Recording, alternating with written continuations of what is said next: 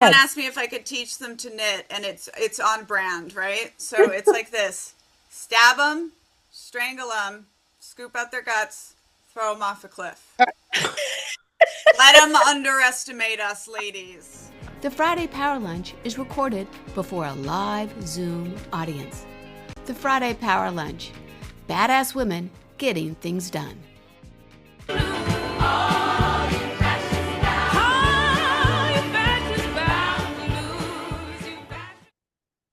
All right, that's going to be in our fighting song for the rest of the year, because truly that last thing is like, what are you going to do to make it stop or to fight back? And we have something for everybody in this room to do today, and that is to get a call to action to our legislator about our Fight Back campaign. We are turning up the heat, right, Fanel?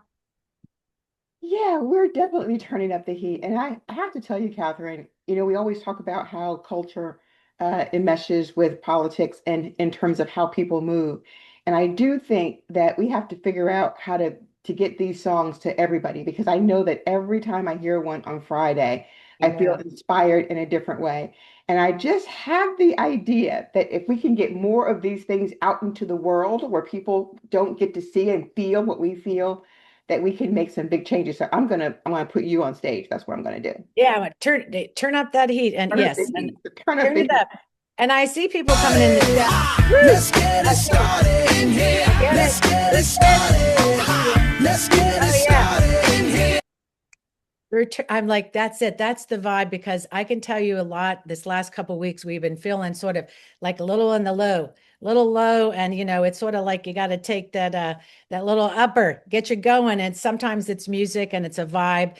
And I'm pretty excited. And last night I went to a really big event, and I brought the fight back signs. I brought the fight, and I just literally talked to everybody. I feel like people are a little bit still, I don't know, not quite at the level I think we need to do to make it for people new to the room. Welcome, first of all. I'm glad you're here. And in Virginia, we have to bring the heat up. We have to turn it up, and we need to make sure that the people we elected are equally engaged as we are, because we're fighting for our life, and we have to deliver these extra seats because MAGA is rigging the election. Yeah, I'm not sure all the time that people understand how serious Right. the fight is. And that's why it's important that it doesn't matter where you are or who you are or what Right. you're doing. Every opportunity that you have to talk to someone, that is something. So I was thinking the other day about knocking doors. And, I was at the doctor's the other day and I was talking to the person who was at the doctor. I was at lunch the other day. I was talking to the person at lunch, and I'm like, well, this is just like knocking doors. I'm talking to real people.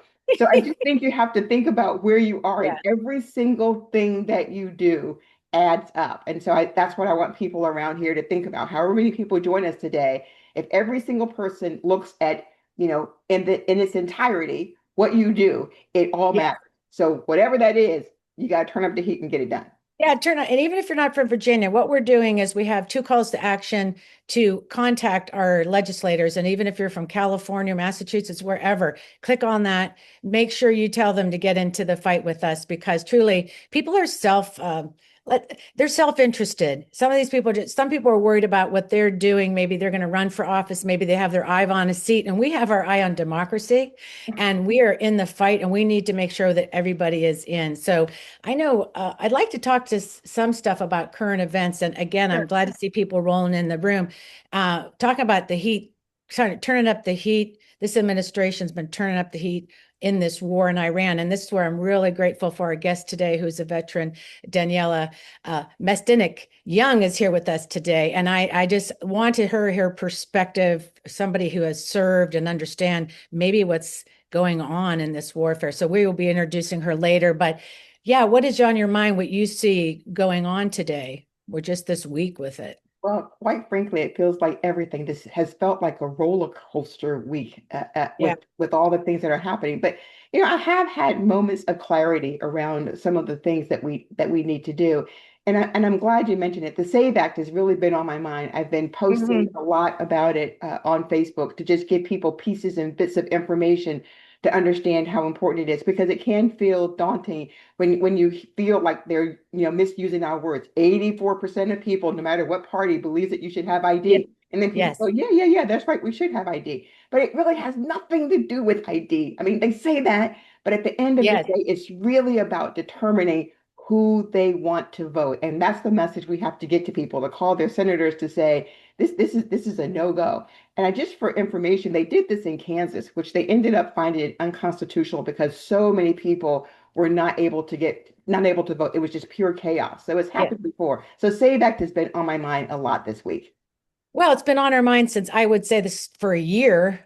We saw this coming. We actually had Jennifer McClellan on here, our congresswoman, talking about it, and they were pretty like, "Oh, it's going to be fine. It's never going to pass." And we were like, "Look, we got to get ready for stuff." And I think if your end result is sort of a patriarchal world, a suppressed woman, what do they? I mean, do you think they're going to be like, "Oh, women can't vote. These people in charge of stuff go." That's kind of part of their plan, right? I listened another guest on today, Susan Wagner. I want to say is back in the pocket today. We hope she'll be back more with us, but she's coming in as a guest. She is the founder of Markets for Democracy. I saw her do her It Must Be Said last night. So I would say what's on the mind of her guests and different folks was the SAVE Act and making sure that, that we are sort of in that fight. And look, we also know there's centrist, what I don't know what you call them, centrist Democrats in the back room negotiating also about the funding for this war. And then maybe there's some of these people are going to vote for the SAVE Act. I hope the hell not. And I would say that, um, you know, we really have, it's really us, the people, that are going to have to rise up and call these senators and House Democrats that think they can go along, obey in advance for something they think they're going to get.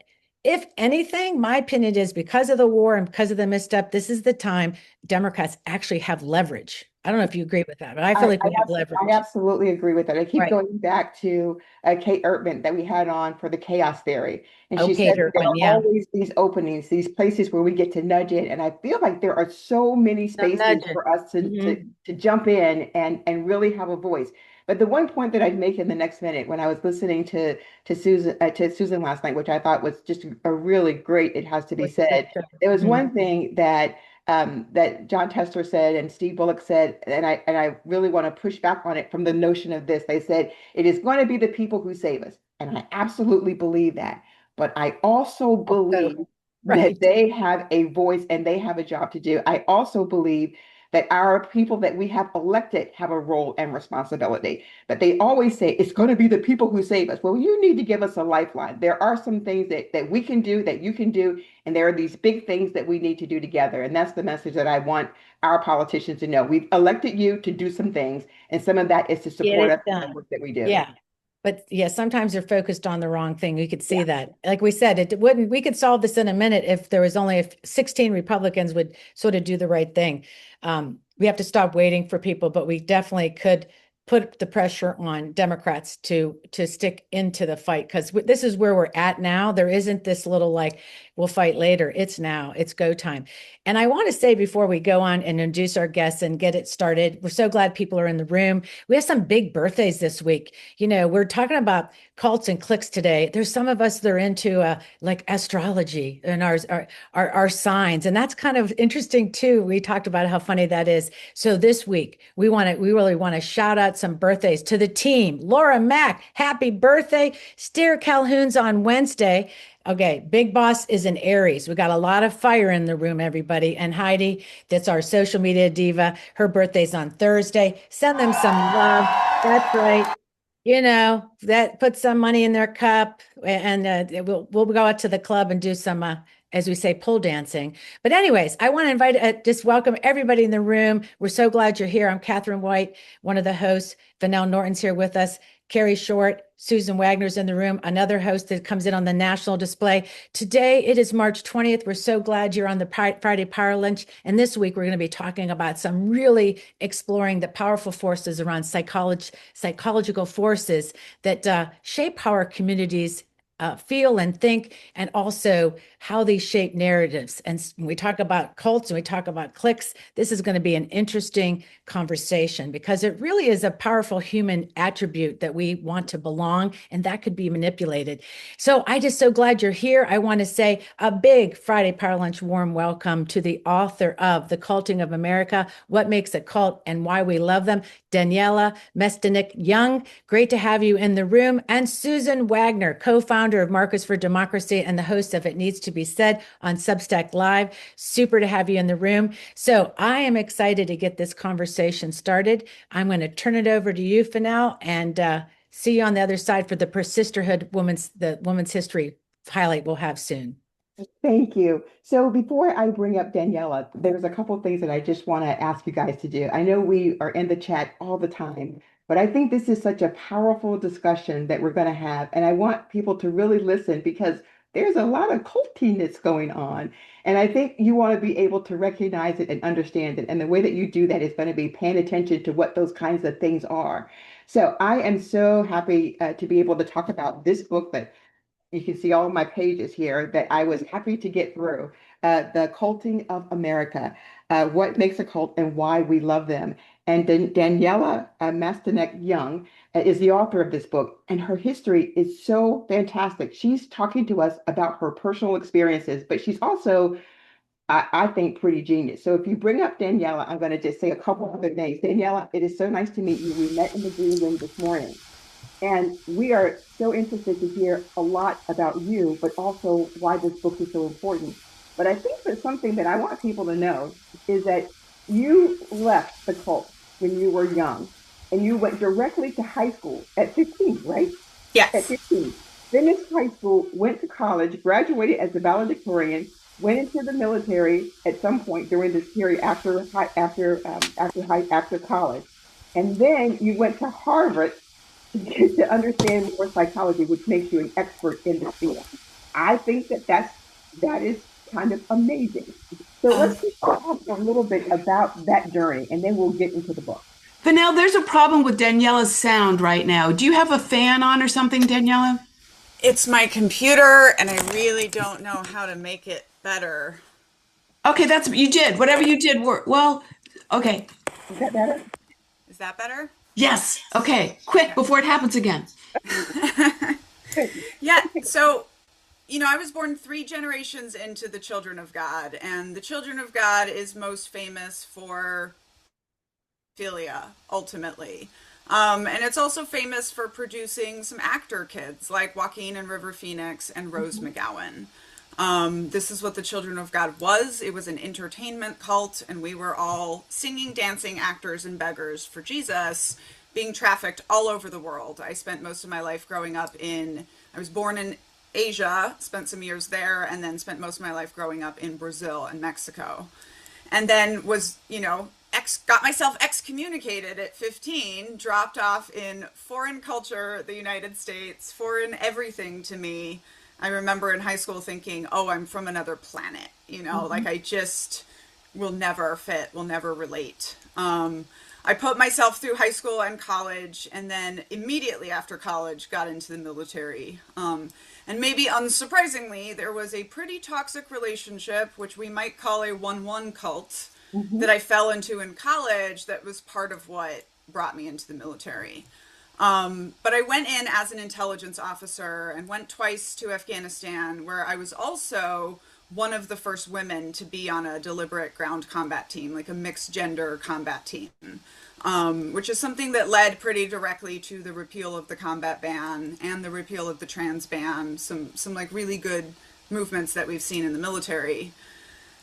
And then the first time that Trump won the election, I predicted that he was going to win because of his extremism, not in spite of it. And I just started going back to school for organizational psychology. And so I decided to write my first book, Uncultured, which was sort of showing the parallels between growing up in a cult and then being a woman in the military. And I hope sort of help people understand. And then once I finished my degree and also realized that I was an expert on bad groups and bad guys, and maybe I was going to hang out in that space. And so Culting of America, I say, is my tactics book. Like, this is how the cults and extreme groups do things. It's all applicable to the country right now. And sort of what happened is right before the book came out, the cult got the government. And we are now all, I feel like, on this journey of being in the cult of America. So I thought I could play intelligence officer for America and help us narrate this journey as we are on sort of this march toward fascism, and everyone's trying to figure out, like, how do we stop it? Yeah. So you said the 1-1 cult. And so I want to bring them along because you sort of go through that we think that the cults are always this big organization, but it can happen the 1-1. So will you take us through what those different dynamics are between the 1-1 and how you go through that? Yeah, so, I think one of the most useful things I do every day is tell people about 1-1 cults and single family cults. Westboro Baptist Church being kind of a famous example of that. But being in, a specific type of an abusive relationship where they're controlling your access to the outside world is the same thing as growing up in these commune cults. And there's actually another one that I've included in the book, which is internet cults, which is a whole new thing that we have now. And you know what? For now, there's not really a difference. I have this 10-part list of cults that I go through in the book, and I say that 1-1 cults and single family cults, you're still going to meet all 10 of those, right? You still have one person who's the leader. You still have some version of not letting you access the outside world, things like appearance control, like a mission to solve. So it's those same tactics that are being used. And, I would say I didn't realize that I had fallen for a 1-1 cult until I was writing the parallels between the two big cults in my life, the cult and the army. And that's when I realized I had had this third experience as well. So let's talk a little bit because when I was reading the book, I was really starting to question my own self in terms of all of the things that are culty. Because you talked about corporations and so all of these, whether it's a gym, politics. Can you just talk a little bit about culty behavior that we should be sort of paying attention to, so that you sort of have the signal, so that you know when something it doesn't quite feel right, and that you sort of see that as a red flag. Yes. And, this is exactly the type of conversation I'm hoping to have with people because, behavior is just behavior, right? Influence behavior can be used in a lot of different ways. And it was interesting for me studying organizational psychology, which is literally how to influence people. And I was like, but we're studying cult tactics, aren't we?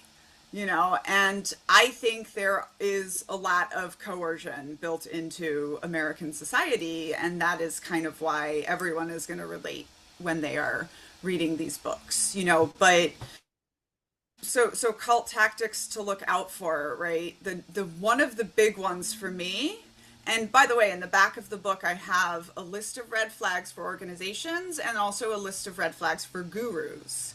And my number one red flag is a focus on your own uniqueness, right? Like, why does a school have to be named John Harvard, right? Like, I got a good education from University of Texas at Dallas. Why are you so special? Groups and individuals that are telling you that they're unique, they're the only ones working on a problem, or ones that are like really mythologizing the background of their leader and how he came up with this brilliant idea. WeWork is a good example of that. Those are huge red flags for me. And then another one is attitude and appearance control. Dress codes get out of hand so quickly.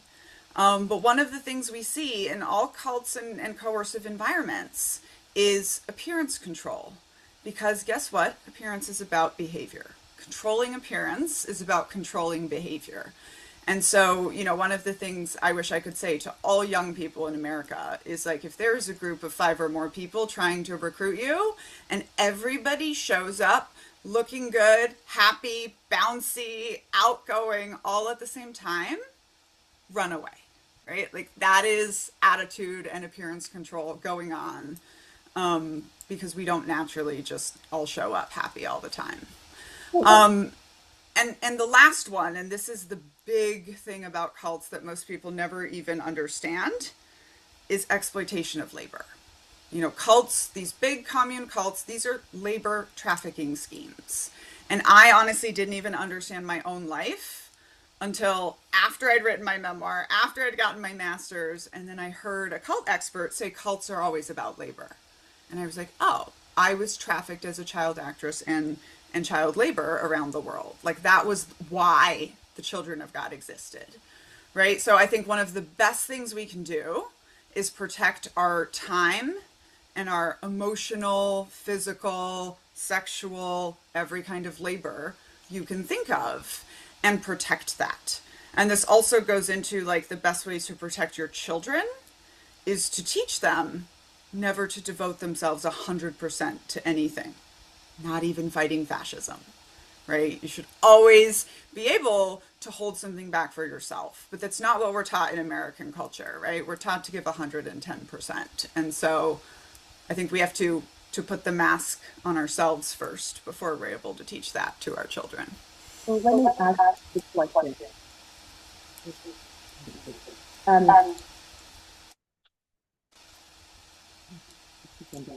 So think about WeWork. I looked at that.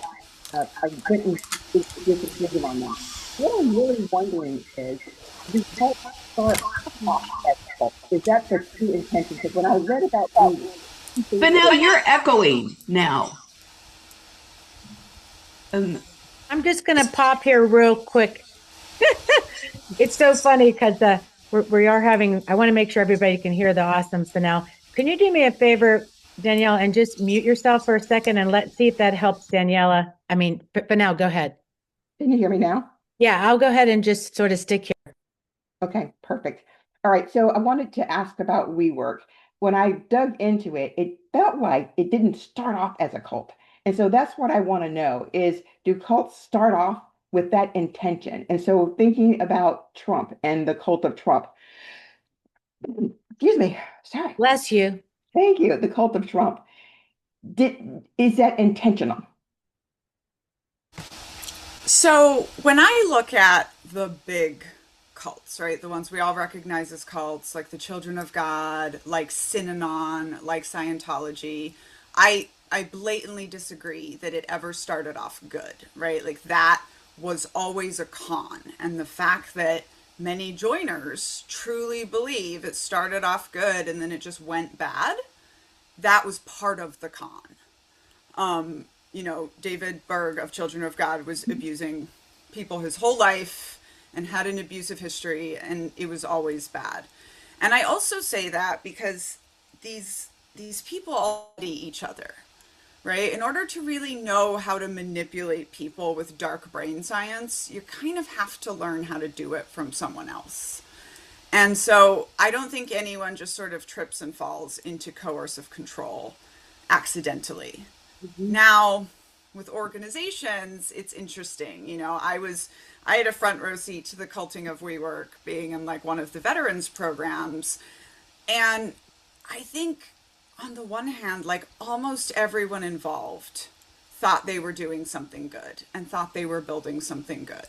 That is also true for all these big cults. It's usually just the people at the very, very top that are kind of truly involved in the con of it all. But when I look at Adam Newman as a person and his history and his responses, like, I think it was about Adam Newman becoming a deified leader, right? Becoming a god in the world. And this is, there was an even more complicated one with Juul, the e-cigarette company, mm-hmm. where, they said their mission was to help end smoking. But by the time they got to market, their mission had become make a better cigarette. Mm-hmm. But when I read the book about it, what stood out to me was they meet in a Stanford entrepreneur program where their goal is to literally come up with an idea, any idea, that's going to make $1 billion, right? So their goal in the first place was sort of to be rich and famous. And I think when that is the goal, but you're using all of these manipulation tactics to make it happen, like, yeah, maybe most people think it started off good, but I don't know that I agree that it was innocent the whole time. I want to go back to um, to Trump and this and the way that we are seeing politics today, and the folks who are involved in it. My question is, there are some folks that are just they're just there. But then there are these other folks, some of the politicians who I'm wondering if they are taking advantage of the cult. So for example, they sort of lean into it not because they are part of the cult, but because they are getting benefits from the cult. That's my question. Absolutely. I think Donald Trump is such a fascinating case because what is MAGA right now has been building since the 30s, actually, right? This sort of Christian nationalism. Cults can be led by ideas, which is something we don't talk about enough, right? So I call the idea racist conservatism, that all these groups were coming up. They really started organizing under Reagan and like marching forward together. This is actually something learned from the right. Like they got organized. And then along came Trump. And Trump did exactly what David Berg did to build a mega cult. Was he came up in an already time of cults, because cults pop up in times of social turmoil, and then he collected them all into his cult. And the best way I explain the dynamic with Donald Trump is with Tigger and the 100-Acre Wood. Okay, so Tigger's the cult leader, right? He makes up his own name. He tells you he's the only one. He's bouncing around creating havoc, right? He's made up this outside enemy that's going to come in and harm you, the Heffalumps and Woozles, and he's going to lead you on these quests. And he's orange. Okay, so, Christopher Robin, of course, is the skinny white woman, but I want to focus on Rabbit because that's who your question is about, right? Rabbit is the cult uncle who's running around behind the cult leader trying to make sense of the crazy. And the problem is nobody follows Rabbit, right? Nobody loves Rabbit. Nobody loves Stephen Miller or J.D. Vance or Peter Thiel, right? Like they do not have the thing, the it factor, the charisma, right? So they need the cult leader. And this movement has been looking for a cult leader since, Reagan, really. And they needed Donald Trump, even if they didn't all get on board or thought he was going to be a patsy or something. But at this point, like the cult leader, because he brought them all into his cult of personality, the cult leader is not fungible. He cannot simply be removed. And he just said this the other day. He said, they are not MAGA. I am. Right? And it's like he's saying it out loud to his followers. And so this is another thing that we see in cults in Endgame. We see this with Hitler being hopped up on amphetamines, and Jim Jones. And, I said this before the State of the Union. I was like, they're going to do whatever they need to do to pump him up to get him through that. Because, and I think this is another thing we're seeing with the Congress siding with him with the war in Iran, is all of the Republican leadership that has power now, they understand that with him go they, right? So this is going to descend into Game of Thrones when we get the big, beautiful burial, and their power structure is going to start collapsing. And they don't want that. So they are dedicated to keeping him propped up in front. And that's, I think, some of just the craziness that we're seeing in politics. Which is kind of funny because some of the stuff, which is kind of funny because the stuff that he does is really crazy. Because I look at it and I go, how can a person who is not part of a cult look at this and think this makes sense? But we're going to get to space travel. I know that there's a lot of folks who want to talk about the space travel, but I want to talk about white women because you talk about that in the book in terms of what their role is in this. Because I'm always amazed that 55% of white women voted for Trump. And I'm just scratching my head thinking we could change the world, but instead we choose to follow this man. Can you talk about how white women have a role in this cultiness, but the cult itself? Yes, and I want to say, like, I had to have this conversation with my mom, who's a Texas voter, over Jasmine Crockett versus James Tallarico. And she gave me but can anyone but a straight white man beat the Republican candidate? And I said, Mom, if we all walk away, there's a benefit to white women. There's so many of us. If we all just decided to walk away from the straight white men forever, they don't need to be in leadership anymore. You know, they've had it for a long time and they haven't done well. Like, we could change the world, right? And white women control more money than men in this country. You know, like, there is so much that we could do. And so one of the things that I feel like I brought into cult theory, but it definitely just comes from intersectional feminism, is the white woman holding up the patriarchy, right? And so this started for me with Nexium and Allison Mack, who I loved from Smallville, right? Getting arrested and being like, why is it always these skinny white women? And then with Ghislaine Maxwell, when it happened again, and I've been thinking about this for like 4 years, and, you know, on my own journey of deconstructing whiteness, and I was like, what is it about white women? Like, we were an international cult, but we still had the skinny white women. And I was like, oh, it's because purity, right? It's because this whole part of American white supremacy in which white women confer purity, you know. And so the way I say it in the book is, you know, Ghislaine Maxwell is exactly who you want by your side if you are trafficking children, right? Because people don't look at white women and say, oh, they're dangerous, even though we very often are, right? So let me. We're running up to our time, but I want you to talk about what happens after everything that they have done. There's nowhere else to go. So now they have to make it even more powerful. And so now they start to say, well, it's not here on Earth. Armageddon is happening. The world's coming to an end. And if you stick with me, you're going to end up going to a different place. So can you just sort of talk Yes. about how that happens? You know, cult leaders often precipitate their own apocalypse, which, you know, we see in cases like David Koresh and Waco. Because of this, like, you're pumping everyone up and up and up, and you got to keep going. So I have this great section in the book where I say cults always promise space travel, you know, and literally when Donald Trump founded the Space Force, I was just jumping around my house screaming like it's culty, right? Like, we had a whole space thing, then you got the Mormons, although they just got their planet taken away. And so I sat with it and I was like, you know, I think it is part of coercive control that they are always promising you something in like metaphorical space travel, right? Another time, another body, another dimension, another this.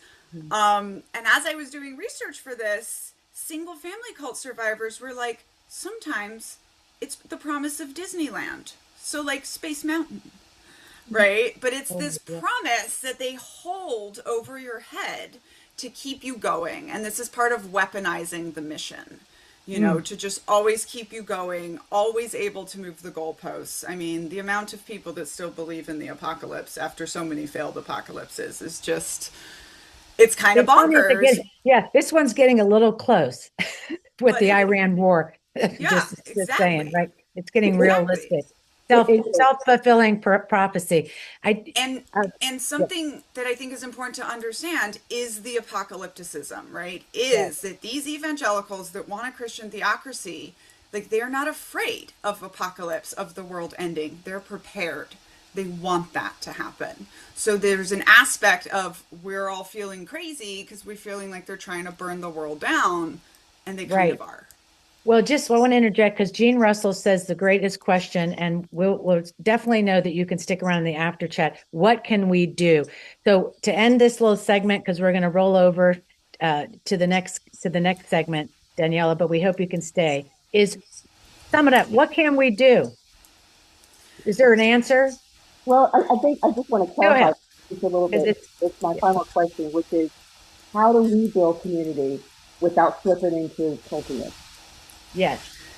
Yeah, you know, I think the fact that this is a popular movement right now is very important, but I think we have to build community by going back out in public and interacting with our neighbors all of the time in person, and also understanding that, like, hard hard times, going through hard things together, that is what builds community, and going out and making organizations to push back, like that is what is going to help right now. And to your question, I think the most important thing Americans can do right now is educate yourself on how national elections work and try to help stop this theory that he's going to stop elections. He cannot. There's no faucet for turning off elections. And this overall goes to the fact that there are very few people in power right now that are trying to take America and break it. They just happen to have some very key positions, but they do not have the power they are trying to project. And finally, a fascist needs a popular war to gain control, right? To solidify control. And this time it is we, the people, right? We decide if this war is popular or not. So push back as hard as you can against it because it is already blowing up in his face, pun intended. And like it is never too late for us to push back. We have 350 million people. We decide who rules us. Love it. Thank you, Daniela. This is awesome. So are you able to stay for the after chat? Yes. Oh, Yes, wonderful. we have our, I think till at least 1:15, 1:30, I think they said. Thank you so much because there's a lot of questions in the chat, of course. So thank you. And we will definitely look forward to that conversation. My goodness, that was great. I want us to move us along because it's really important. It's we're in the last weeks of women's studies, and we want to make sure we do our spotlight. And this spotlight is about why I run. And this is about people standing up to run women. And your story inspires us because I would have never met you if you didn't have the courage to stand up and run. So I want you to introduce the Persister Project and some of the two stories we'll hear today, and also why you ran. Sure. So I was one of those people in 2016 who, after the election, walked around like a zombie. I just could not believe what had happened. I was one of those people who wore white on election day. I was just so excited, and I was dumbfounded. And so I just complained and complained and complained like everybody else. And then there was a race that was Marjorie Taylor Greene, and where is she? She's Yes. where is she? Wherever she is. She's Yeah, she is. wherever she is, whatever state that was that she was running in. Georgia. Georgia. Georgia. Thank you. Just went right out of my head. In Georgia. And there was a Democrat who was running against her, and he dropped out of the race because she was so mean and bitter, and he was just like, "This is just too much." And I could not believe it. And so I was complaining and complaining about it. And Bill Payne said to me, "If you are complaining so much about it, we don't have anybody. Why don't you run?" I love that. And I thought about it, and I went and talked to my husband, and I talked to a lot of people, and I even talked to Fergie, ha ha ha, and I made Inside talk. I know, right? I made the decision to run. But what was really important is even then I was starting to understand margins, and that even if you don't win, if you have an opportunity to have a platform and to talk to people and to think about what's important, that is important as winning. Absolutely. And so Well, that is how I decided that I would run. And to your point, I would never be in this space having the kind of friends that I have, the yes, passion that I have, had I not done that. So that's why yes. and so now we're going to get to hear from two other folks who are part of the Persisterhood Project, and they're going to tell us why they ran. Let's set up that, Dennis, thank you. Let's roll it. This is great. The Persisterhood Oral History Project is about real women who reached a moment where staying quiet just wasn't an option. For many, that moment came after the 2016 election, when attacks on women's rights, immigrants, voting rights, healthcare, and a free press made it clear something wasn't right. So they stepped up. They spoke out and got to work. Some organized their neighbors, many attended protests, and some took the biggest leap of all and ran for office. These are their stories.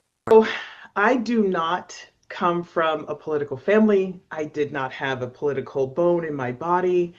However, I am a mom and I love children and I love families and community. And I was seeing breaking down of communities and families being torn apart because of politics.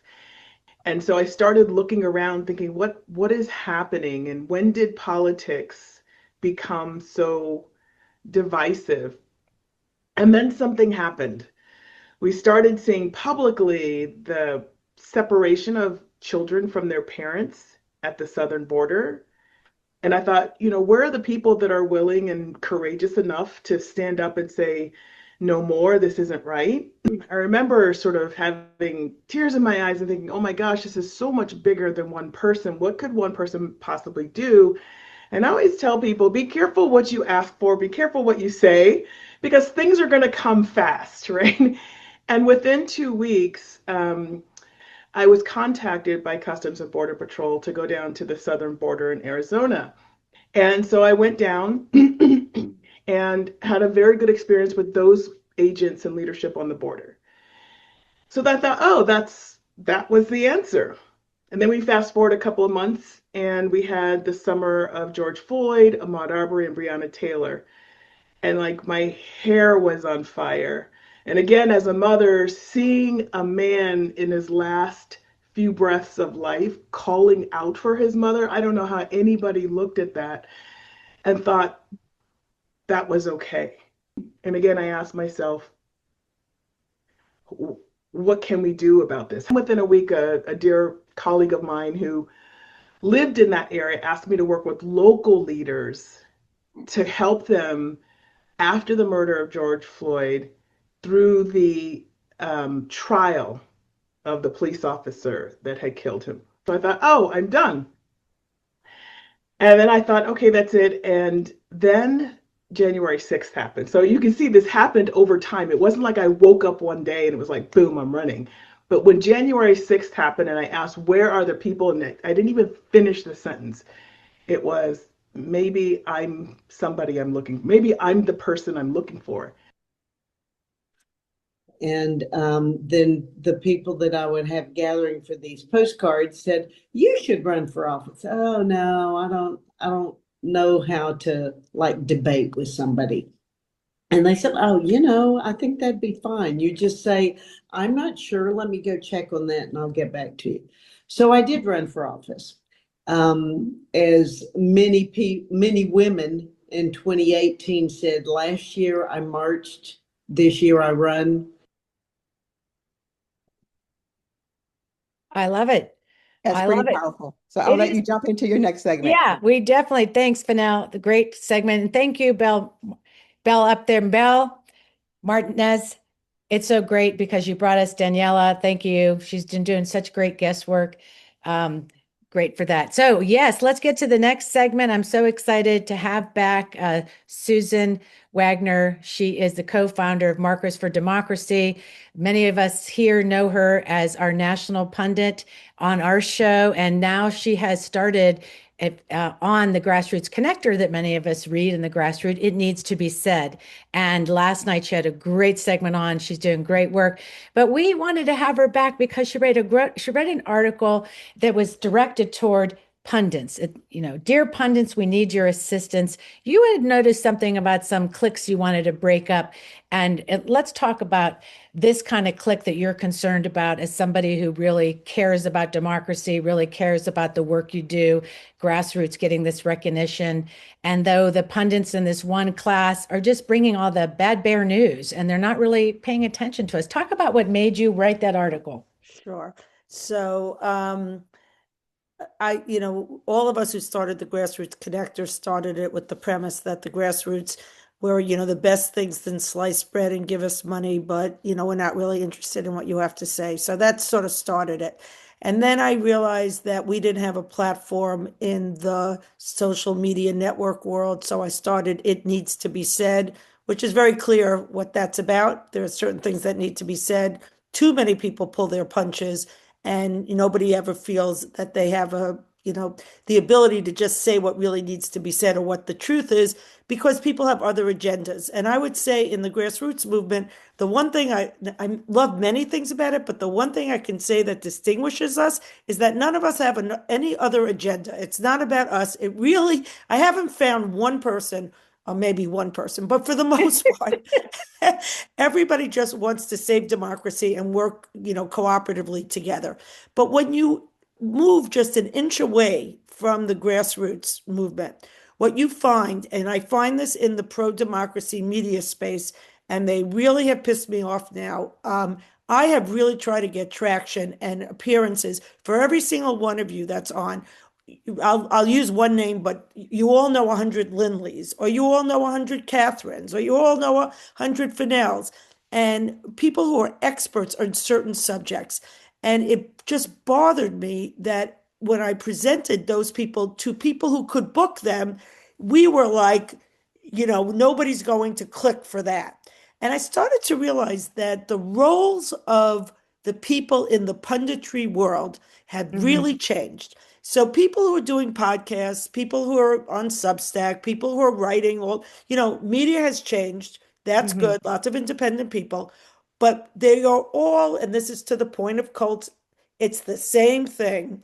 I spoke to one of the people in your neck of the woods, Dan Helmer, the other day, and he said to me, I was making this argument. He goes, "It's like licking your own cone." And I said, "Well, never heard that expression before, but okay, Must I'll be take it." military. Yeah, that's what somebody told me, that it's military. I didn't know Military, that. licking your own cone. Yeah, Daniela's shaking her head. I didn't know that. So I call it revolving door. And I'm going to give you one example, but I could give you 100, and then I'll let you ask your next question. George Conway is running in for the Congressional Congress, District right? 12 in New York. We have two amazing candidates that came up through the ranks. One guy is Michael Asher, the other guy is Alex Borez. One happens to be from the West Side, one happens to be East Side. They're great candidates. They deserve to win. Nobody's going to be upset if one or the other wins. George Conway knows nothing about the Upper East Side or the Upper West Side and doesn't understand the district and hasn't been here. But Mark Elias, of all people, is supporting him. So somebody said to me, "What is going on with Mark Elias?" And I said, "They're in a different echelon. They're at the same dinner parties. They know each other. And so nobody stops to think anymore." And I'll just finish this up with, we all love Tim Miller, but and I love Tim Miller, but he wrote that book, Why We Did It. Yes. I'm afraid he's going to have to write a book, Why We Didn't Do It, because he does not have Catherine White on any of his broadcasts, but he'll have Tom Nichols on 300 times. I can tell you 300 what Tom times. Nichols is going to say. So Right. that's No, my spiel. I think, since we started this conversation actually years ago, what we're trying to do, like you said, working together, our groups were really intentional and building our relationships. And a lot of times I look at this as a very human kind of thing, that we're comfortable with our clique at school. I talked about, like, in the neighborhood, you go to a party and be that same group of women in the corner, and we called them the corner clique. And they wouldn't really care about getting up and walking around. They were very satisfied in their corner. They didn't care if you walked in the room. And so if you wanted to talk to them, you had to go over it, right? And it's very human. I think, excuse me, that's what on the very human level, I think they're stuck in their own echo chamber. They are. Well, no, it's worse. I actually, to be very honest, because I am very honest, it's worse than that. Because these are people who are presenting themselves as pro-democracy advocates.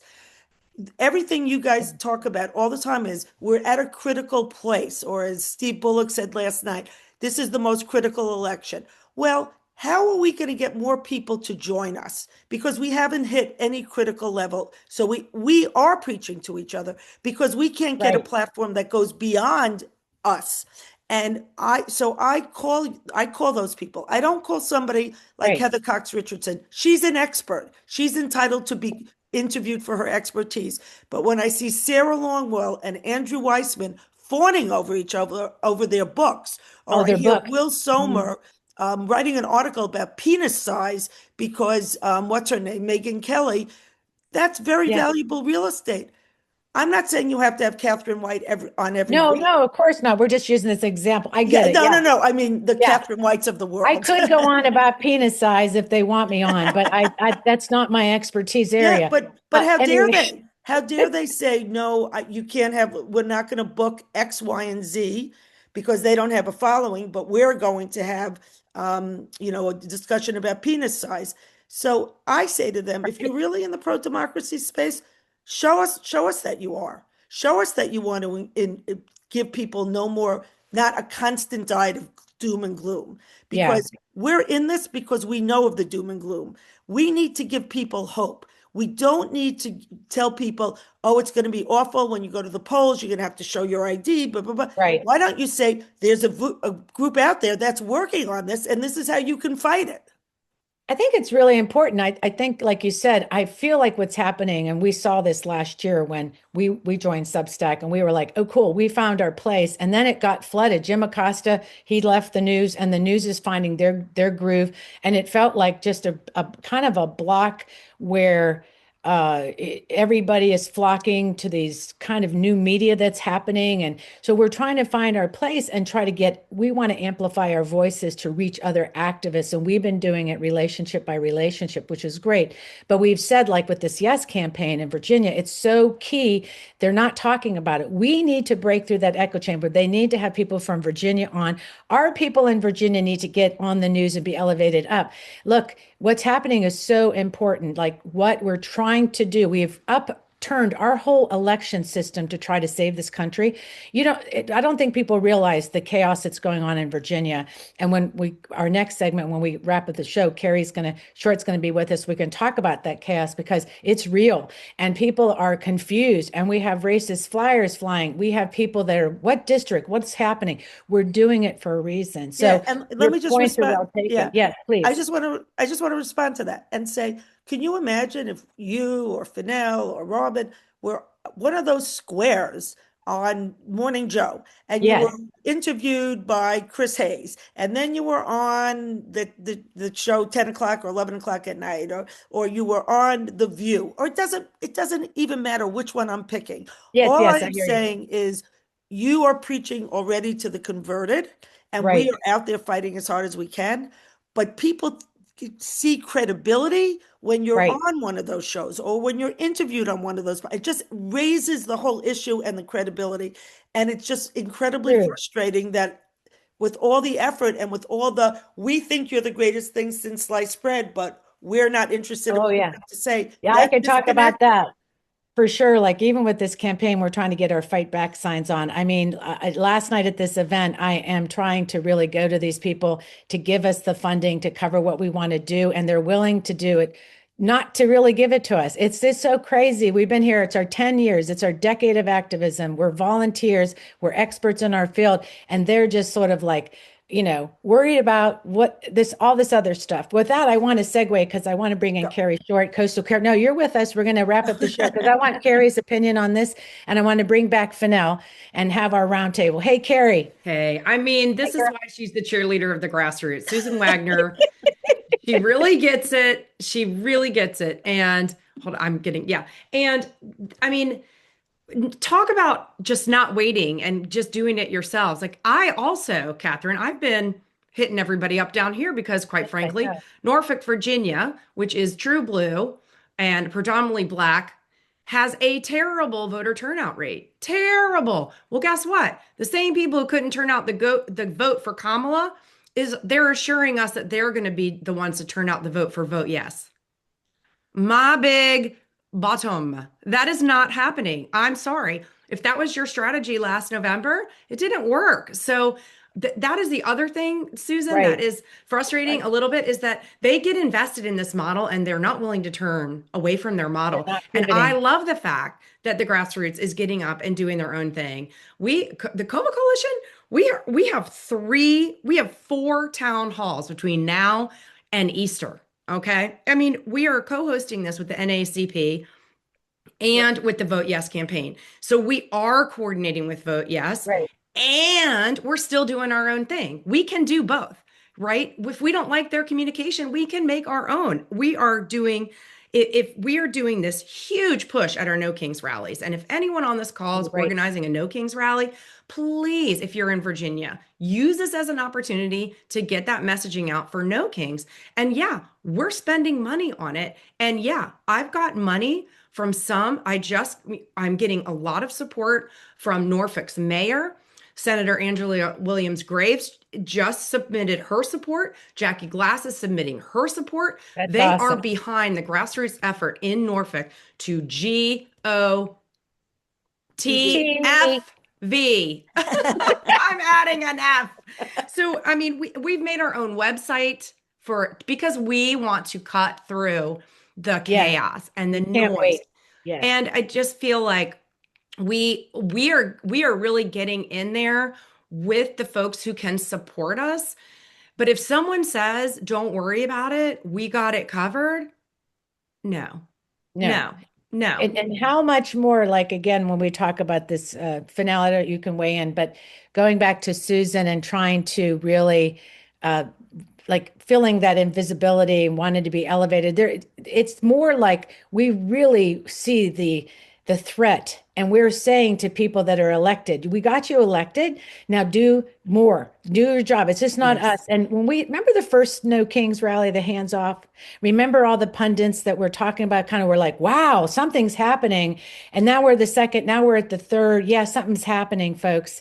And it's because it's a We the People movement. And I think they could be doing a lot more by elevating that. And I don't, your thoughts on that, Susan, then back to Fennell. There's an alarm going off in my house in case you hear it.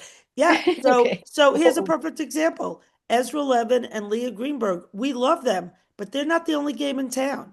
And so what happens is each one of these little pundit people, they'll say, oh, I had Ezra Levin on, or I had Leah Greenberg on. They're not the only game in town. They'll be the first ones to say that. So we need a consistent message. And, there was an article by Mika Sifri this week about whether protests work or not. People have different opinions about that. Without even getting into the substance of it, there are so many things we have to do, and we can't just focus on one thing. So if you don't give a platform to all the other voices and all the other grassroots activities and all the other volunteer activities, and Carrie, I want to say something. You are absolutely right. When people would be blowing smoke about stuff like that, we're going to win. We get it. And I would say, but I don't think that's going to happen, because I get my hand slapped all the time, and you couldn't. It just wasn't permitted, and it goes back to the theme of your show today: cliques or cliques or cliques. My joke is, it's like sitting at the high school table, and every once in a while you let the kid in who nobody likes because you don't want the teachers to reprimand you. That's about as far as we've gotten. Yeah. Yeah. Maybe they're afraid of us. Fennell, well, They I know should be that. afraid of us. Yeah. Yeah. Fennell, go ahead. Yeah. And we need to, we'll wrap up. Yeah, I'll be really quick. So Carrie, I think, covered the others. So I'm going to cover what Susan talked about in terms of where people can be. First, I want to note that in this coalition that we have, in this whole Democratic Party, everybody is not the same. The same messages don't resonate to the same people, which is why grassroots is so important, because we can pivot and we can have messages that resonate to our different audiences. That is just fact, and it's true. What works here or works in one neighborhood doesn't necessarily work in another. In terms of the punditry, everybody, we all talk about diversity, equity, inclusion, and accessibility, but yet we don't offer any diversity on those platforms. And so the voice that you will have, Susan and Catherine and Carrie and myself, are going to be very different. And the way that we intake information and the way that we send it back out is very different from the way that Sarah Longwell would do it, or any of those other folks. So if they want to talk about diversity, equity, inclusion, and accessibility, then in those programs, show some. Show some. That is right.